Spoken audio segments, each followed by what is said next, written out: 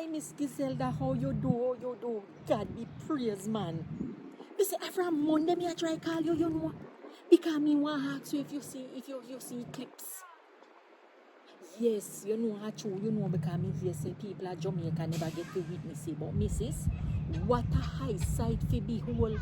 Me go do but me kinda did turn me eye because then say if you look on it straight it will blind you. And bearing as all see me eye sight not too good you know. But Miss Gizelda, all of a sudden he plays turn black. Me say he plays turn black like I say at midnight. Till all the street light then come on, you know. And then after a couple minutes now you see his sun come out back bright. Like I tear them, he bought them up a stadium. Me says, let me tell you, that no wonder Psalms 92 talk how mighty are thy works, you know. People they are foreign here talk about and all over about how a astronaut this and a astronaut that. A God works, Miss Gizelda. Because the Bible tell you. Make I tell you something, Miss Gizelda.